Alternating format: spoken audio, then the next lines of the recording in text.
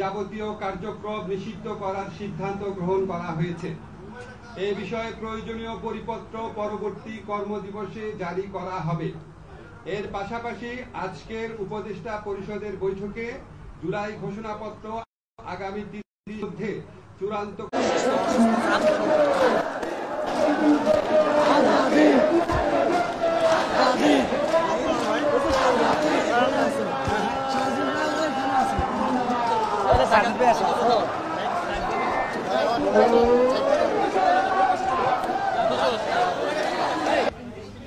আজ শনিবার 20 মে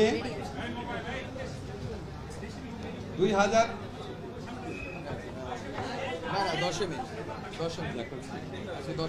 আচ্ছা আমি আবার থেকে পড়ছি। হ্যাঁ, আজ শনিবার 10 মে 2025 তারিখে উপদেষ্টা পরিষদের এক বিশেষ সভা অনুষ্ঠিত হয়। সভায় আন্তর্জাতিক অপরাধ ট্রাইব্যুনাল আইনের সংশোধনী অনুমোদিত হয়েছে। সংশোধনী অনুযায়ী আন্তর্জাতিক অপরাধ ট্রাইব্যুনাল কোনো রাজনৈতিক দল, তার অঙ্গ সংগঠন বা সমর্থক গোষ্ঠীকে শাস্তি দিতে পারবে।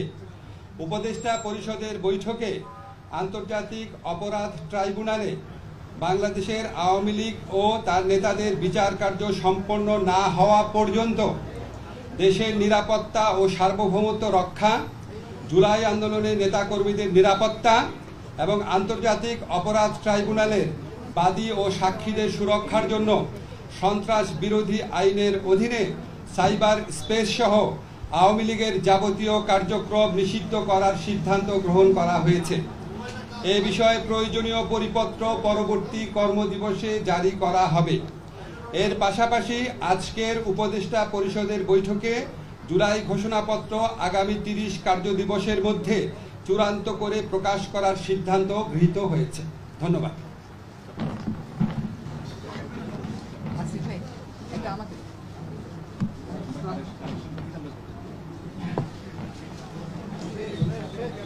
পরে